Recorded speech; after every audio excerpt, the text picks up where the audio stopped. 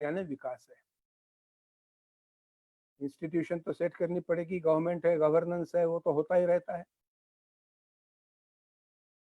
बड़े बड़े प्रोजेक्ट्स लेना, ये तो काम विकास के लिए आवश्यक भी रहता है।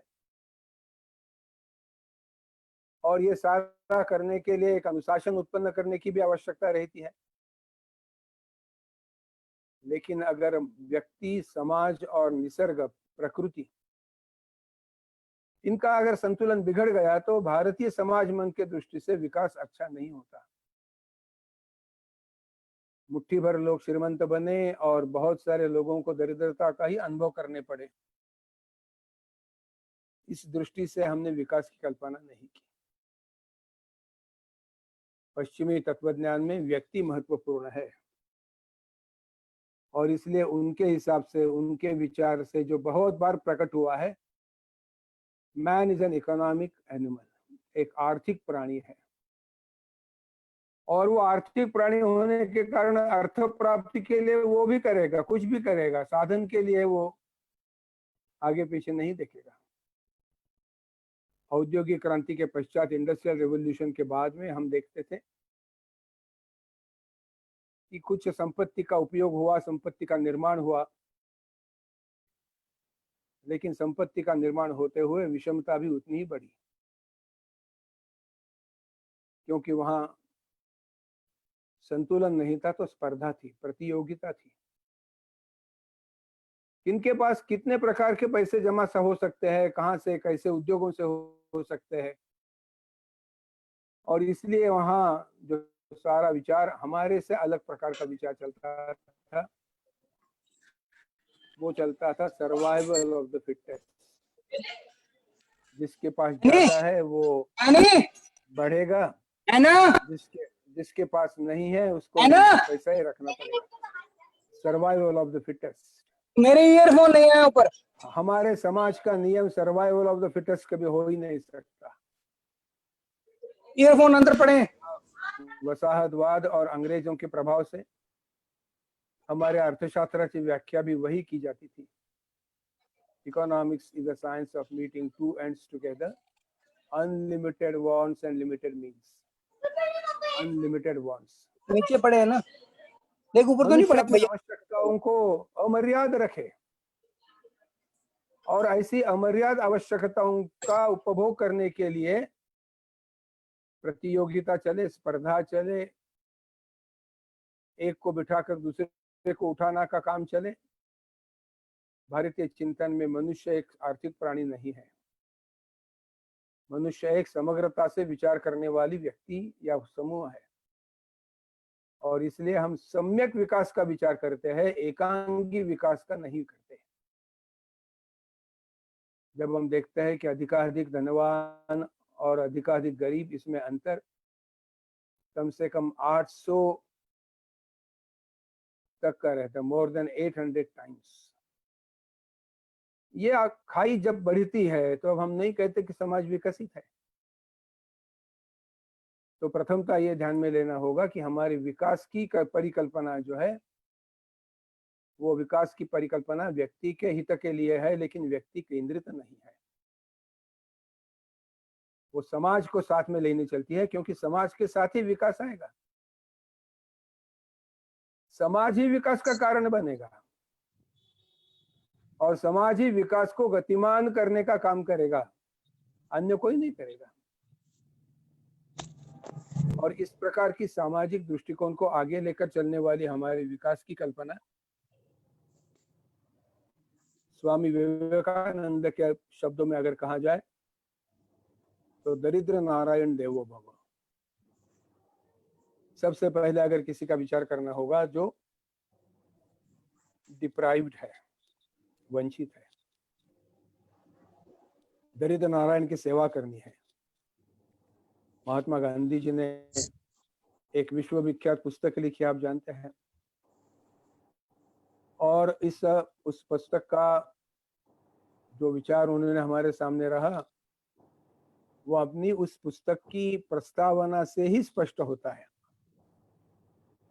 गांधी जी का कहते हैं उस पुस्तक का विचार करते समय उस अर्पण पत्रिका में वो कहते हैं कि for the welfare of the poorest of the poor, गरीब में से गरीब जो है उसके कल्याण के लिए मैं ये लिख रहा हूं। और ये हमारे भारतीय संस्कृति का एक बड़ा लक्षण है कि विकास तो करना है, लेकिन विकास बहुअंगी होगा। और इसका मतलब क्या है, क्या है, इसके बारे में भी हमें विचार करने की आवश्यकता है। हम पर्यावरण का विचार करते हैं, जन, जंगल, जमीन, जानवर, ऐसे हमारे सारे पर्यावरण को और सृष्टि को नियंत्रित करने वाले घटक है, जिसमें इन सारे नैसर्गिक यानी प्रकृति ने दिए हुए सभी साधनों का उपयोग शोषण के माध्यम से नहीं करेंगे, दोहन के माध्यम से करेंगे। सृष्टि का दोहन करना है, सृष्टि का शोषण नहीं करना है। बहुत चर्चा हो रही है पूरी दुनिया में इसके बारे में। ग्लोबल वार्मिंग की चर्चा होती है, सस्टेनेबल डेवलपमेंट होता नहीं है, इसके बारे में चर्चा होती है। टिकाऊ व्यवस्थापन, दीर्घकालीन चलने वाले विकास का व्यवस्थापन, ये हमारे लिए एक महत्वपूर्ण बात हो जाती है, क्योंकि विकास असंतुलन का कभी कारण नहीं बन सकता। विकास के माध्यम से संतुलन ही होना चाहिए। और इसलिए जैसे महात्मा गांधी जी ने और विवेकानंद जी का उल्लेख मैंने किया, ये बात बताई ही पंडित दीनदयाल उपाध्याय जी ने, उसको अंत्योदय कहा था। कतार में जो आखिरी खड़ा है उसको भी सब कुछ मिलना चाहिए। और उसके लिए उन्होंने एक त्रिसूत्री दी थी, जिसको दत्तोपंत जी ने बार बार उल्लेख किया है। हर हाथ को काम मिले, हर खेत को पानी मिले, और हर पेट को भोजन मिले। इन तीनों की अगर उपलब्धता होती है तो बाकी सारे विषयों में आप देखेंगे एक प्रकार की विकास की प्रक्रिया शुरू हो जाती है। और इसलिए इसमें भौतिक विकास भी है, हर हाथों को काम मिलने के लिए, हर खेत को पानी मिलने के लिए।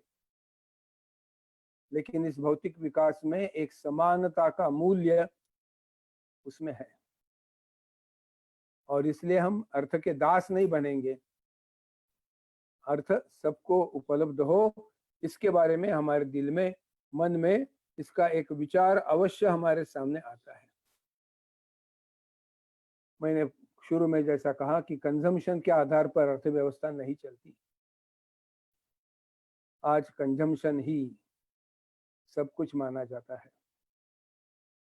पुराने दिनों में अर्थशास्त्र में कहते थे production in anticipation of demand. मांग जो रहेगी उस मांग का अंदाज करके उत्पादन करना है।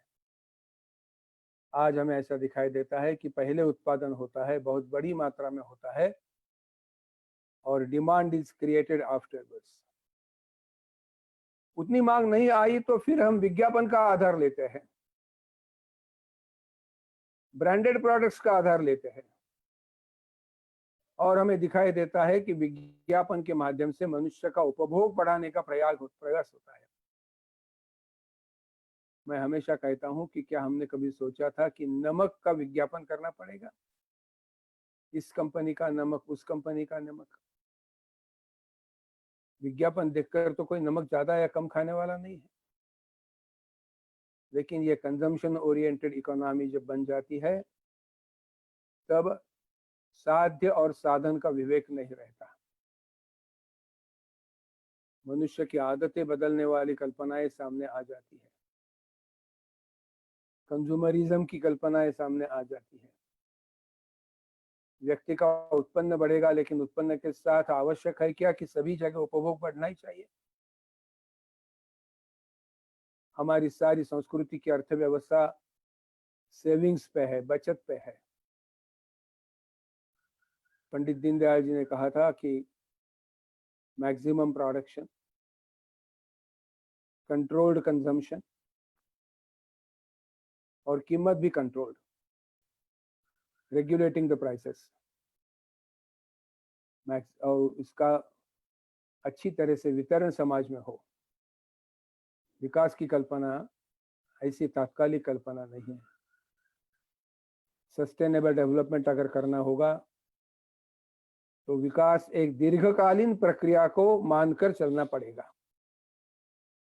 और ऐसी दीर्घकालीन प्रक्रिया होने के कारण उसके सारी बातें जो है वो बातें भी हमें पुनर्विचारित करने के दृष्टि से हमारे सामने लानी पड़ेगी, और उसको समाज के सामने लाने का काम भी हमारे लिए करने की आवश्यकता होगी। इसका मापन करने के जो विषय है, मेजरमेंट ऑफ इट, उसका भी विचार करने की आवश्यकता है। अंग्रेजों के अर्थशास्त्र के परिणामतः हमारे यहाँ ग्रॉस डेवलपमेंट प्रोडक्ट, सकल घरेलू उत्पादन का विचार किया जाता है, डोमेस्टिक प्रोडक्ट का। इसका मापन बड़ा सदोष रहता है। क्या सारा उत्पन्न हमारे यहाँ सामने आ जाता है? क्या नहीं आता है? पर कैपिटा इनकम उत्पन्न करने का विषय भी होता है, तो उसके लिए भी कोई शास्त्र शुद्ध विवेचन हमारे सामने नहीं है। और मेरे जैसे अर्थशास्त्र के विद्यार्थी को समस्या उत्पन्न हो जाती है कि हमारा ग्रॉस डोमेस्टिक प्रोडक्ट बढ़ रहा है, लेकिन हमारी अनएम्प्लॉयमेंट भी बढ़ रही है। दुनिया में बहुत कम ऐसे देश होंगे कि जहां जीडीपी बढ़ता है लेकिन एम्प्लॉयमेंट नहीं बढ़ती। अगर एम्प्लॉयमेंट नहीं बढ़ती तो जीडीपी कैसा बढ़ेगा? लेकिन मुठभर लोगों के साथ चलने वाले पैसे के आधार पर जीडीपी बढ़ा हुआ देखा है, लेकिन अनएम्प्लॉयमेंट भी बढ़ती है। ये एक विषम गणित है, ये एक पैराडॉक्स है, और ये पैराडॉक्स हमारे भारतीय अर्थव्यवस्था में हमें दिखाई देता है, क्योंकि संपत्ति का केंद्रीकरण है, और ऐसे संपत्ति का केंद्रीकरण न हो इसलिए क्या कर सकते हैं? तो दत्तोपंत जी और पंडित दीनदयाल जी उसके लिए कहते हैं कि ऐसा संपत्तिकरण न हो, इसके लिए हमारे अर्थव्यवस्था के 3 पहलू होने चाहिए, और वो 3 पहलू है बड़े उद्योग, मध्यम उद्योग, छोटे उद्योग। हमारे यहाँ बहुत पहले से कहा जाता था, उत्तम खेती, मध्यम व्यापार, कनिष्ठ नौकरी। इससे एक विकास की कल्पना आती थी, क्योंकि जमीन हमारी माता है, जमीन सब कुछ देगी, सब खनिज जो है वो जमीन के अंदर ही है। अनाज देना है तो जमीन से ही लेते हैं। तो खेती की तरफ ध्यान देना, उद्योगों की तरफ भी ध्यान देना है, लेकिन बड़े उद्योगों को बढ़ावा देते देते स्थानिक रोजगार उत्पन्न करने के लिए मध्यम उद्योग और छोटे उद्योगों को भी आगे चलाना पड़ेगा। आजकल उसकी चर्चा बहुत अच्छी हो रही है, सराहनीय चर्चा हो रही है। हमारे विद्यमान प्रधानमंत्री जी आत्मनिर्भर भारत का नारा देकर सभी समाज को प्रेरित कर रहे हैं, और आत्मनिर्भरता में उन्होंने एक और शब्द प्रयोग किया है, और शब्द प्रयोग है लोकल और ग्लोबल। लोकल, और उसके साथ उनका जो कहना है कि उत्पादन लोकल बने, जागतिक अर्थव्यवस्था, वैश्विक अर्थव्यवस्था को भी अपना योगदान देने वाली अर्थव्यवस्था बने, और वो स्वावलंबी बने, अपने पैरों पर खड़े करने वाली अर्थव्यवस्था हो। हमारे यहाँ ग्रामीण क्षेत्र से शहरों की ओर जाने वाली संख्या बढ़ती है। ये कोरोना का विषय छोड़ दीजिए, एक अपवादात्मक विषय आ गया, नहीं तो हमारी सचमुच समस्या जो थी migration from rural to urban, हमारे महाराष्ट्र जैसे एक प्रांत में जो उद्योग प्रधान भी है, हम देखते हैं कि प्रति 10 वर्ष ये माइग्रेशन 18 या 20% से बढ़ा हुआ दिखाई देता है। अगर ऐसा ही चला, ये एक प्रातिनिधिक उदाहरण है। विकास की कल्पना में ऐसा होगा कि स्थानिक स्तर पर रहने वाले सारे प्राकृतिक साधनों का, संसाधनों का उपयोग करके हम हमारे दुनिया में एक नाम कमाएंगे, अपना एक स्वतंत्र स्थान उत्पन्न करने का काम वहां चलेगा। और इसलिए सर्वांगीण विकास की कल्पना आई, आइसोलेशन की नहीं। सम्यक विकास की कल्पना आई, समग्रता से विकास का विचार करने की कल्पना हमारे सामने आई। और वो समग्रता अगर ध्यान में लेनी होगी तो और भी 3-4 बातें ध्यान में लेने की आवश्यकता होगी। जो बातें हमारे सामने स्वर्गीय दत्तोपंत जी ने भी बार बार रखी थी, उसका विचार हम करेंगे। उसके लिए कुछ बातें भी हमारे सामने आएगी। पहला विषय ऐसा आता है कि हमारे सामने कभी कभी ऐसा लगता है कि जो ग्रोथ है उस ग्रोथ को ही हम डेवलपमेंट मान लेते हैं। इकोनॉमिक्स का एक सादा सिद्धांत ऐसा है कि every development is growth, but every growth is not development.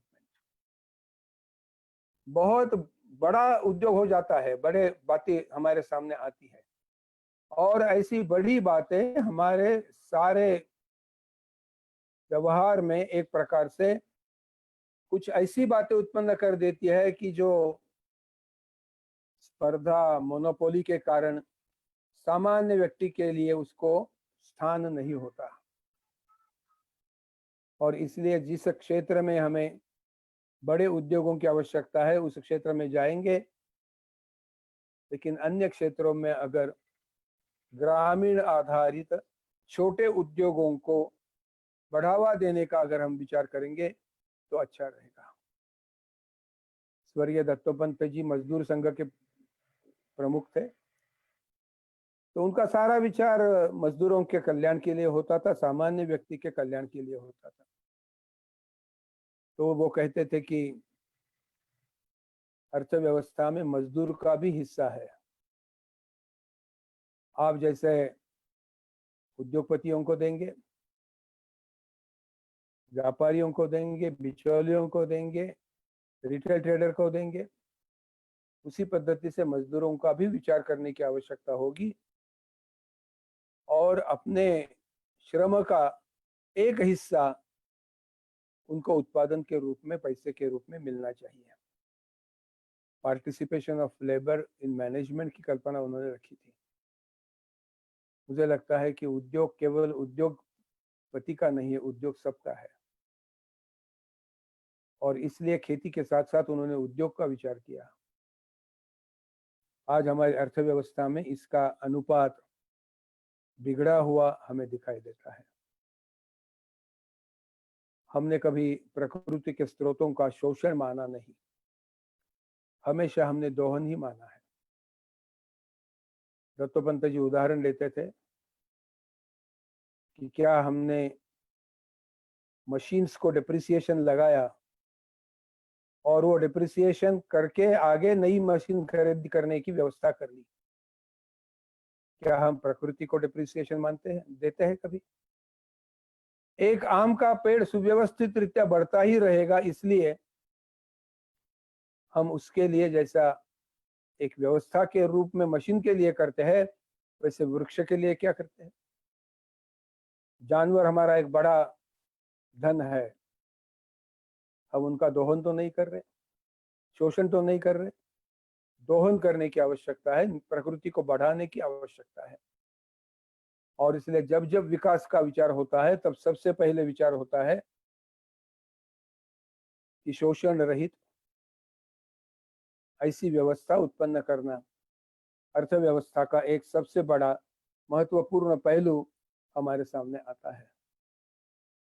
पर्यावरण का उल्लेख मैंने किया। आज पूरा विश्व पर्यावरण के बारे में चिंताग्रस्त है।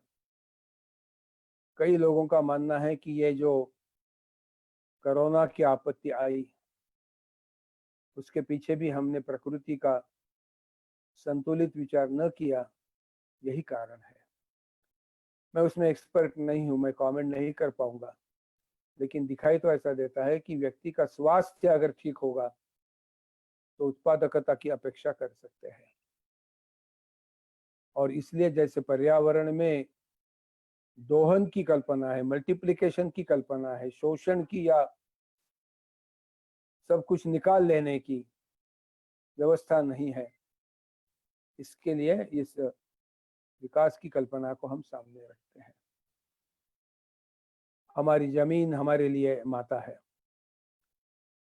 उसके अंदर चलने वाले सभी बातों का भी दोहन करने की आवश्यकता है। बहुत बड़ी मात्रा में फर्टिलाइजर्स का उपयोग करके आज ही सब कुछ मिलाने का प्रयास हम देखते हैं और कालांतर के बाद में जमीन निकृष्ट बन जाती है, उससे कुछ लेना नहीं होता है। कैश क्रॉप्स के पीछे दौड़कर बहुत उत्पादन किया जाता है, पैसा कमाया जाता है, लेकिन जमीन की तरफ ध्यान नहीं दिया जाता। प्रधानमंत्री जी ने यूरिया को भी नीम के साथ जोड़ दिया। प्रमुख कारण था कि यूरिया के कारण जमीन की निकृष्टता बढ़ती थी। एक बड़ा अच्छा उदाहरण है जो हम इस निकृष्टता को रुका सकते हैं। और उसी के साथ हमें ऑर्गेनिक फार्मिंग का भी विचार करना होगा। जमीन हमारे लिए एक माता के रूप में उसको बढ़ा नहीं सकते, लेकिन उसके ऊपर निर्भर रहने वाला समाज की संख्या तो बढ़ रही है, जनसंख्या बढ़ रही है। तो शायद उसका विचार करते समय हमें मुख्यतः विचार करना पड़ेगा कि इस प्रकार की खेती की व्यवस्था रहे कि जिस प्रकार की व्यवस्था के साथ हमें पूरे खेती के विकास को ही आगे लेकर चलना पड़ेगा। छोटे उद्योग और लघु उद्योग हमारे अर्थव्यवस्था के रीढ़ की हड्डी है। महात्मा गांधी जी कहते थे कि हमारी सारी अर्थव्यवस्था देहातों में है। देहातों के आधार पर हमारी शहरें पुष्ट हो रही है। शहरों की व्यवस्था होनी चाहिए, बात सचमुच है, लेकिन देहातों को शोषित करके करना ये हम कभी मानेंगे नहीं, ना उसके लिए हम कभी प्रयास करेंगे। और इसके लिए बातें करनी होगी खेती की। विकास के और 2-3 पहलू है और इस पहलू में मैं आपके सामने रखूंगा कि दत्तोपंत जी ने 5 ई सामने रखे थे, अंग्रेजी ई अल्फाबेट। उन्होंने कहा कि विकास के कोई 5 अगर मापदंड होंगे तो सबसे पहले इकोनॉमी, हमारी अर्थव्यवस्था कैसी है, हमारी अर्थव्यवस्था में संतुलन होता है या नहीं होता है, हमारी अर्थव्यवस्था दीर्घकालीन समाज का विचार चिंतन करती है या राजनीति के जाल में फंसकर तात्कालिकता का विचार करती है, हमारी अर्थव्यवस्था सर्वंकष है या एकांगी है। जवाहरलाल नेहरू जी ने रशियन मॉडल अपने देश में लाने का प्रयास किया। हम देखते हैं कि रशियन मॉडल हमारे देश में सफल नहीं हुआ। समाजवादी अर्थव्यवस्था ने औद्योगिक क्रांति के बाद में आए हुए पूंजीवाद को विस्तरने का प्रयास सफल नहीं हुआ। पूंजीवाद में भी समाज का रक्षण करने की बात नहीं। दत्तोपंत जी ने इसके लिए कहा था कि neither capitalism nor socialism we are bound to implement internal एकात्म मानववाद, इंटीग्रल ह्यूमैनिज्म। और ऐसे इंटीग्रल ह्यूमैनिज्म में जो बात कही गई है वो है संतुलन की बात कही गई है। हमारी अर्थव्यवस्था आइसोलेशन में नहीं जाएगी, इसलिए इकोनॉमी एक पहला मापदंड है। उसमें एम्प्लॉयमेंट आता है, रोजगार आता है। जैसे मैंने कहा कि जीडीपी बढ़ेगा, लेकिन अगर रोजगार नहीं बढ़ेगा तो जीडीपी को कोई मतलब नहीं। मनुष्य गुनाहों की तरफ जाएगा, विषमता के खाई में गिर जाएगा। इसलिए अर्थव्यवस्था में एक समानता का भी मूल्य होना चाहिए। और इसलिए दूसरा ई है इक्विटी। यहाँ इक्विटी का मतलब है इक्विटेबल डिस्ट्रीब्यूशन। आज हमें दिखाई देता है कि कुछ उद्योग धंधों में बहुत बड़ा सेंट्रलाइजेशन हो गया है। उस सेंट्रलाइजेशन को रुकवाने का मतलब उसको कम करना, घटाना नहीं है, लेकिन मध्यम और छोटे उद्योगों को पुनरुज्जीवित करना है। इक्विटेबल डिस्ट्रीब्यूशन है, अधिकाधिक उत्पादन, संयत उपभोग, कीमतों पर नियंत्रण। हमारे यहाँ अधिकाधिक उत्पादन होता है, लेकिन वो कंजम्पशन के लिए होता है। उत्पादन का अनुपात और कंजम्पशन का अनुपात अगर मेल नहीं खाता है तो जैसा मैंने कहा कि विज्ञापन, ब्रांडेड प्रोडक्ट्स वगैरह बातें आगे आगे आती रहती है। इसलिए दूसरा ई है इक्विटेबल डिस्ट्रीब्यूशन का। तीसरा ई है जो सबसे बड़ी हमारी नींव है, और वो है एजुकेशन, शिक्षा। दुनिया में आने वाले सभी आधुनिक व्यवस्था से लेकर ग्रामों में रहने वाली व्यवस्था तक हमारे शिक्षा का बहुत विस्तृतीकरण हो चुका है। उसको एक अच्छी क्वालिटेटिव एजुकेशन बनाने का प्रयास करना होगा। मैं बड़े गर्व से कहूंगा कि विकास की कल्पना करते समय जब हम एजुकेशन का विचार करते हैं, ई का विचार करते हैं तीसरे, तो आज आने वाली हमारी राष्ट्रीय शिक्षा नीति उसको एक बहुत अच्छा प्रतिसाद देती है। It's giving a very good response to the developmental concept of Indian economy. तो सबको शिक्षा मिलनी चाहिए। आज भी हमारे देश में लिटरेसी का प्रचार करना पड़ता है, साक्षरता का, और इसलिए इस नई शिक्षा नीति में लिटरेसी और न्यूमरसी के लिए एक कमीशन की उत्पत्ति की है। ग्रॉस एनरोलमेंट रेशो बढ़ना चाहिए। सामान्यतम घर से भी लड़का और लड़की शिक्षा के लिए आना चाहिए। उसके लिए सुविधा उत्पन्न कर देने का काम सरकार का है, समाज का है। तो ये महत्वपूर्ण बात है। इकोनॉमी है, इक्विटेबल डिस्ट्रीब्यूशन है, एजुकेशन है। तीसरा विषय आता है एथिक्स, नित्य तत्वों के आधार पर चलने वाला। ये सारा विषय हमारे सामने आएगा तो मैं कहूंगा कि एथिक्स का भी विचार उसमें जरूर है। जिसका उल्लेख मैंने किया था वो है साध्य साधन विवेक। हमारा साध्य है अर्थव्यवस्था का विकास, लेकिन साधन भी ऐसा ही होना चाहिए जिस साधन के आधार पर हम एक एथिकल सेंस हमारे सारे अर्थव्यवस्था में और विकास की कल्पना में ला सकेंगे। ऐसे ईज का विचार है। ये है एनवायरनमेंट, उसमें एक और जोड़ा जाता है पांचवा, जिसके बारे में मैंने पर्याप्त विश्लेषण किया है। इसलिए economy, equity, education, environment, ethics, आप इन पांचों को मिलाकर देखिए, एक प्रकार की सामाजिक व्यवस्था हमारे सामने आती है। तत्वपंत जी ने इन 5 ईज को हमारे सामने रखा। मैं इसको और एक घटना को जोड़ देता हूं। और जब हम नए सहस्त्रक में आए थे, यानी 2000 पूरा करके आगे आए, तब यूनेस्को ने एक मिलेनियम ड्राफ्ट दिया था विकास का, मिलेनियम डेवलपमेंट प्लान। 8 बातें दी थी। मैं वो केवल 3 बातों का उल्लेख करूंगा, क्योंकि बाकी 5 बातें इधर उधर चर्चा में आ चुकी हैं।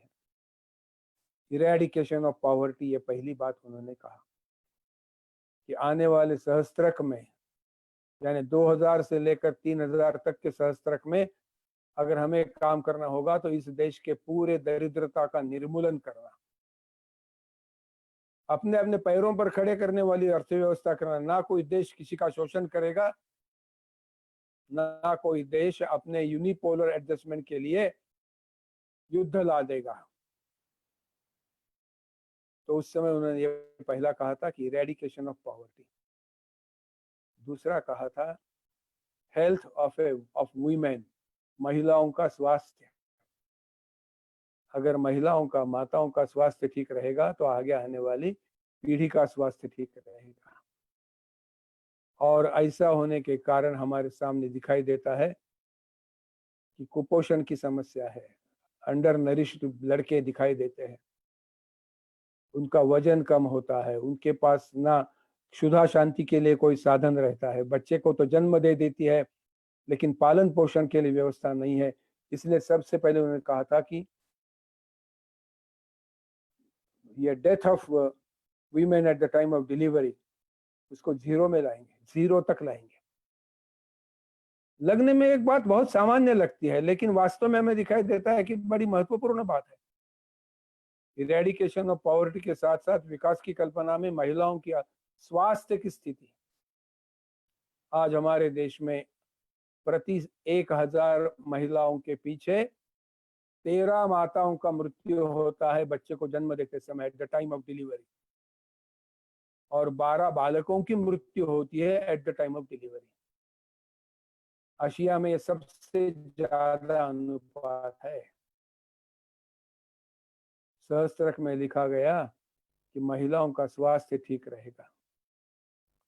और तीसरी बात जिसका मैं उल्लेख करने चाहता हूं वो है रोजगार की, एम्प्लॉयबिलिटी की। हमारे राष्ट्रपति जो कहते थे कि ये there is no dearth of employment, employment opportunities बहुत है लेकिन there is a dearth of employable people, जिनको एम्प्लॉयमेंट दे सकेंगे उनकी कमी है।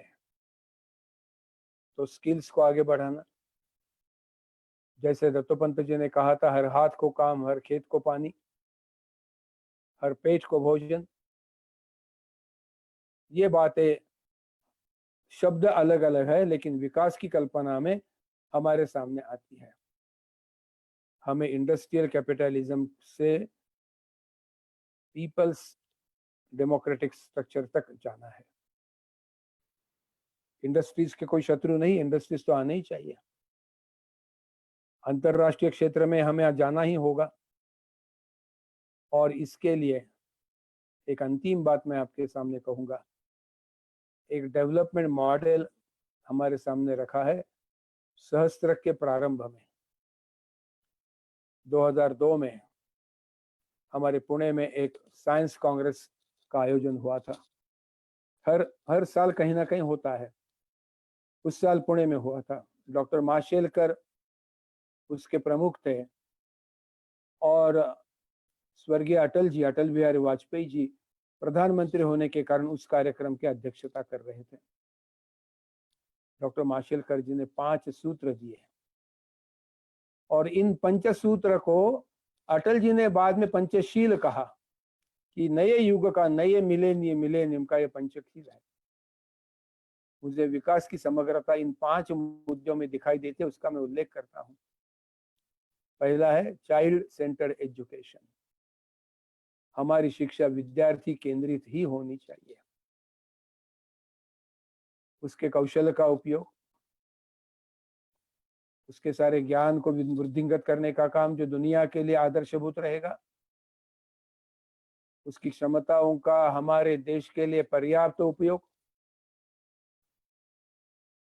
और हमारा वैसे भी देश देखा जाए तो आगे चलने वाले 35-40 वर्षों के लिए सबसे बड़ा युवाओं का देश है। तो ये शिक्षा के माध्यम से हम चाइल्ड सेंटर्ड एजुकेशन, विद्यार्थी को ही सामने रखकर शिक्षा की व्यवस्था करेंगे। मैंने जैसे कहा कि नई शिक्षा नीति इसको एक पर्याप्त न्याय दे रही है। शिक्षा का अंतिम लक्ष्य छात्र का ही विकास, उसी को तो ह्यूमन रिसोर्स डेवलपमेंट कहेंगे। नहीं तो हमारे यहाँ अफोर्डेबिलिटी का प्रश्न आता है, बड़े शुल्क आते हैं, सामान्य घर का व्यक्ति शुल्क नहीं भर सकता, अच्छी शिक्षा से वंचित रह जाता है। पंडित दीनदयाल जी तो कहते थे कि शिक्षा मुफ्त ही मिलनी चाहिए, शिक्षा के लिए शुल्क नहीं लगाना, समाज व्यवस्था करेगा। समाज की व्यवस्था से शिक्षा की व्यवस्था होगी। बातें तो दूर हो गई लेकिन अभी ये तो करना ही चाहिए। Child centred education. दूसरा सूत्र है वुमन सेंटर्ड फैमिली, महिला केंद्रित परिवार व्यवस्था। संस्कार की व्यवस्था, महिलाओं के सम्मान की व्यवस्था, महिलाओं की क्षमताओं का वर्धन करने की व्यवस्था, महिलाओं के अंतर्गत जो कुशलताएं हैं उन कुशलताओं का उपयोग, और सबसे बड़ा उपयोग होगा जो ई के एथिक्स में आता है, वो संस्कारक्षम बालकों को अच्छा बनाने का काम, वुमन सेंटर्ड फैमिली। लेकिन आज हमें देखते हैं कि महिलाओं का जीवन अस्वस्थ है। आज भी उनके स्वास्थ्य की हम ठीक तरह से देखभाल नहीं कर रहे हैं। माता मृत्यु दर जो है वो माता मृत्यु का अनुपात बढ़ता जाता हमें दिखाई देता है। और इसलिए ये तीसरा जो विषय है, वो दूसरा जो है वो महिलाओं के लिए वुमन सेंटर्ड फैमिली। हमारे परिवार के सभी सदस्यों ने सबसे पहले विचार करना चाहिए, घर की महिला सुदृढ़ रहे, घर की महिला संपन्न रहे। विकास यानी केवल आर्थिक विकास नहीं होता है, सामाजिक विकास अगर नहीं होगा तो आर्थिक विकास पंगु बन जाता है, और केवल आर्थिक विकास के पीछे दौड़ने लगेंगे तो सामाजिक विकास भी नहीं था। अभ्युदय और निश्रेयस दोनों का विचार है, भौतिक विकास का भी विचार है और आध्यात्मिक विकास का भी विचार है। और इसलिए दूसरी बात उस एंगल से आती है, वुमन सेंटर्ड फैमिली। महिला को घर के चार दरवाजों में बंद करने की कल्पना नहीं है इसके पीछे, उसका सर्वांगीण विकास करने की कल्पना। इसलिए वुमन सेंटर्ड फैमिली, फैमिली की जिम्मेदारी बन जाती है, पति की जिम्मेदारी बन जाती है, पत्नी का स्वास्थ्य ठीक रहे। लड़के की जिम्मेदारी बढ़ जाती है कि बहन के लिए कुछ काम करे। पिता की जिम्मेदारी बढ़ जाती है कि बच्ची का स्वास्थ्य ठीक रखे। Woman centred family. तीसरा उन्होंने कहा है नॉलेज सेंटर्ड सोसाइटी। हमारे समाज का अगर कोई नींव का पत्थर होगा तो वो है ज्ञान। समाज ज्ञानाधारित बनना चाहिए। हमारे संपन्न ज्ञान की विरासत हमारे समाज को प्राप्त हुई है, उस विरासत को संपन्न करने का काम ज्ञान की परंपरा के माध्यम से होगा। और इसलिए हमारा समाज ज्ञानाधारित समाज हो, ज्ञान की सारी शाखाएं प्रफुल्लित करने का काम इस समाज में चलता रहे, और वो काम हम कर रहे। दुनिया में सबसे बड़ा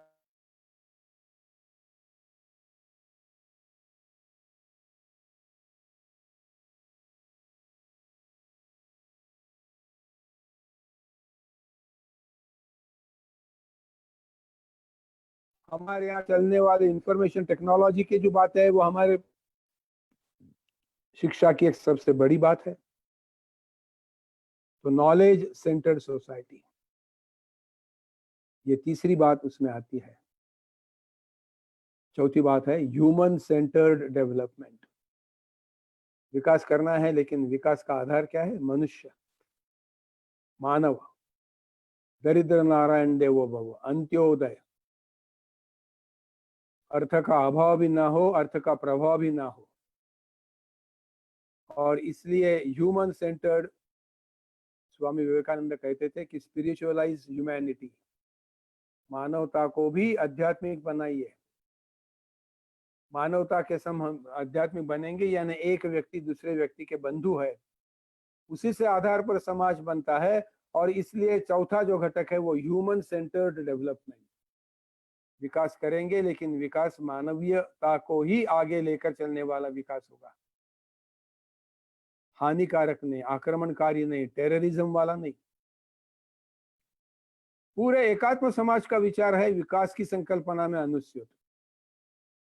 और इसलिए जो चौथा घटक है ह्यूमन सेंटर डेवलपमेंट। और पांचवा बड़ा आश्चर्यकारक है, डॉक्टर माशेलकर कहते हैं, जिसको अटल जी ने पंचशील के रूप में कहा, इनोवेशन सेंटर्ड भारत, नवीनता के केंद्रित रहने वाली भारतीय व्यवस्था। हम हमारे इतिहास में विश्वास रखते हैं, लेकिन इतिहास में विश्वास रखने का मतलब जो गलत बातें हमारी परंपरा में आई होगी उसका संरक्षण करना हमारा काम है।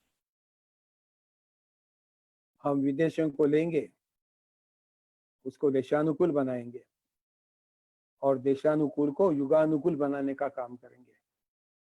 हम सीमाओं में विश्वास नहीं रखते। ज्ञान के लिए कोई सीमा नहीं। महात्मा गांधी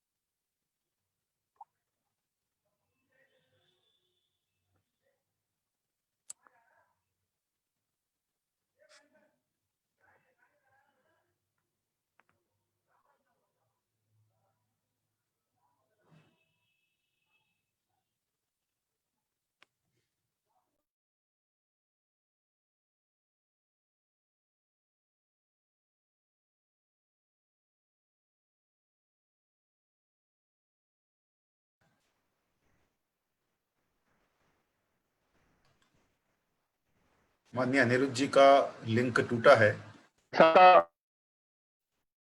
जी।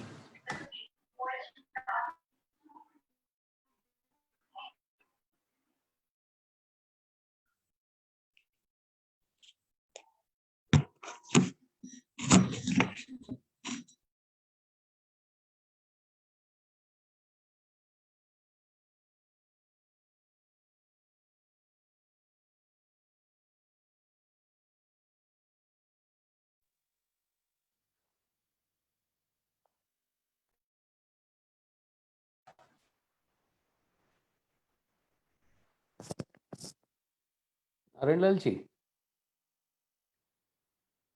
भाई साहब, नारायणलाल जी। जी हाँ, एक बार भाई साहब से पूछ लीजिए, अभी उनका वो उनका जूम से भी बाहर हो गए वो।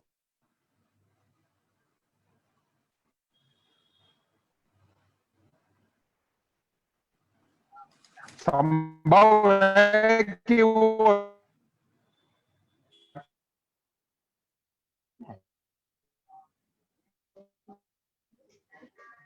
उनका नेटवर्क टूट गया है।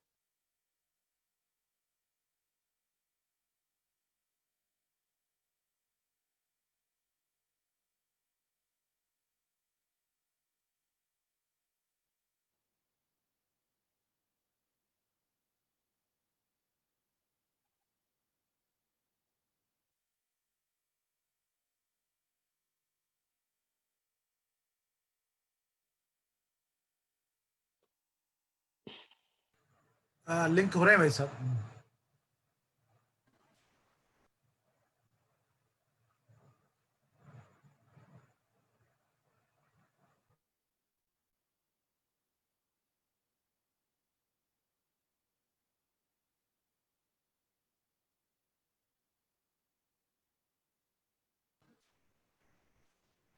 फेसबुक पे जो लाइव देख रहे हैं 2 मिनट इंतजार करें, दोबारा लिंक जोड़ने का प्रयास कर रहे हैं।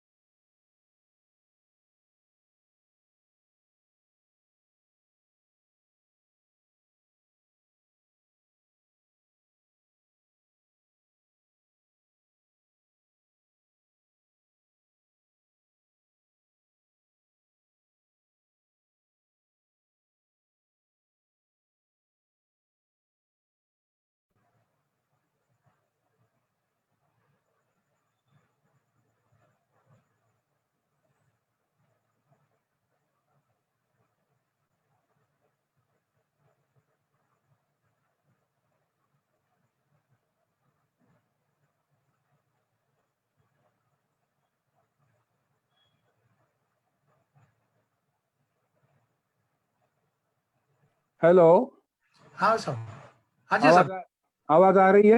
जी जी जी जी जी जी। मैं बात जो कह रहा था वो लगभग पूरी हो गई है।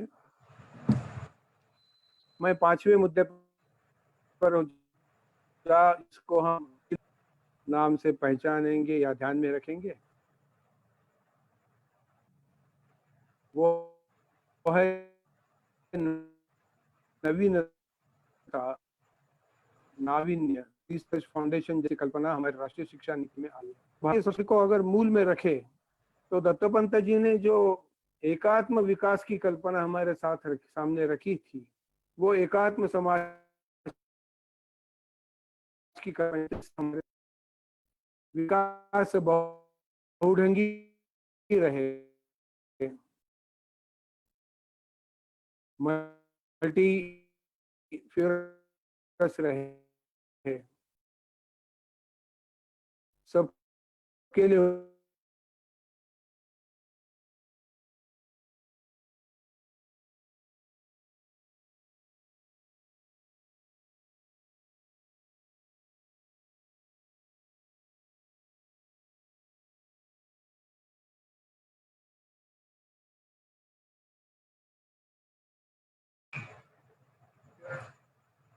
भाई साहब फिर डिस्कनेक्ट।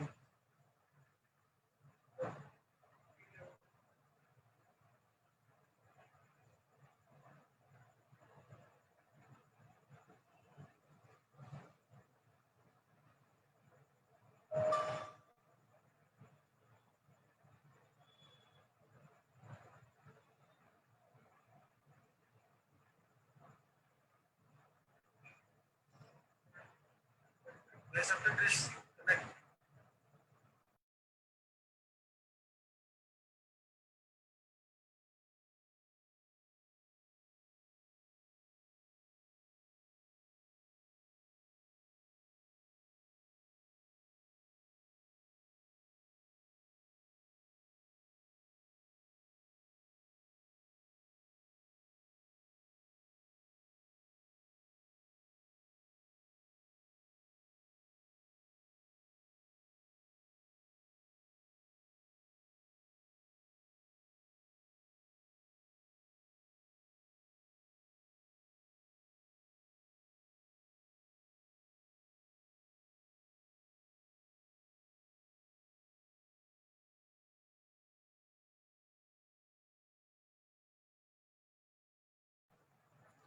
नेटवर्क की दिक्कत है भाई साहब को।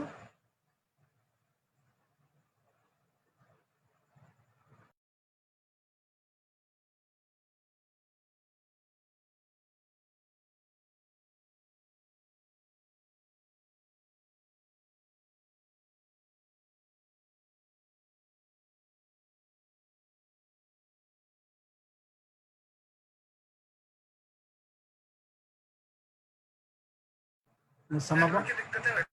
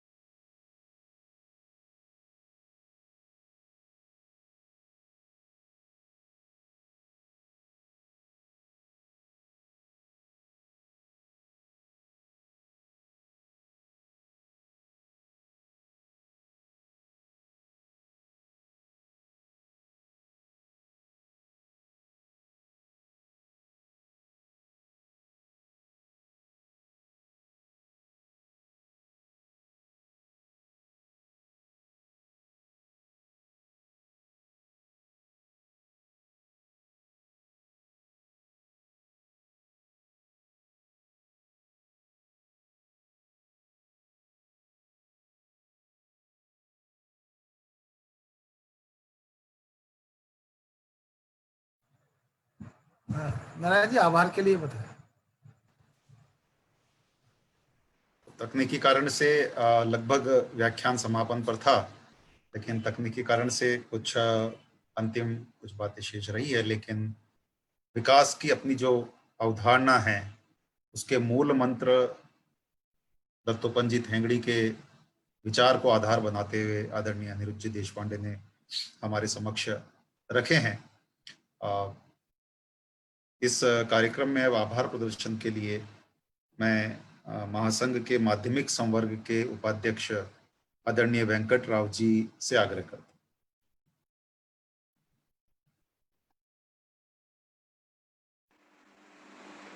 नमस्कार। अखिल भारतीय राष्ट्रीय शैक्षिक महासंघ की ओर से महाद्रष्टा कुशल संगठक स्वर्गीय दत्तोपंत ठेंगड़ी जी की स्मृति में व्याख्यानमाला के इस अवसर पर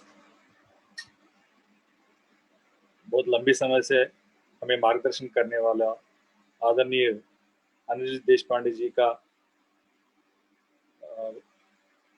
मार्गदर्शन के लिए शिक्षक संघ की ओर से बहुत बहुत आभार व्यक्त करता हूं और साथ ही इस कार्यक्रम की अध्यक्षता करने के लिए अखिल भारतीय अध्यक्ष माननीय JB सिन्हा जी को धन्यवाद देता हूं और महामंत्री शिवानंद जी और अखिल भारतीय संगठन मंत्री माननीय महेंद्र कपूर जी, सह संगठन मंत्री महेंद्र कुमार जी और एक सह संगठन मंत्री माननीय श्री ओमपाल सिंह जी और अतिरिक्त महामंत्री श्रीमती निर्मला यादव जी को हृदय से आभार व्यक्त करता हूँ।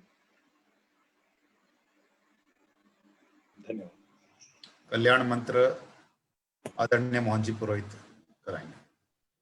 सर्वे भवन्तु सुखिनः, सर्वे सन्तु निरामया, सर्वे भद्राणि पश्यन्तु, मा कच्चित् दुःखभाग् भवेत्।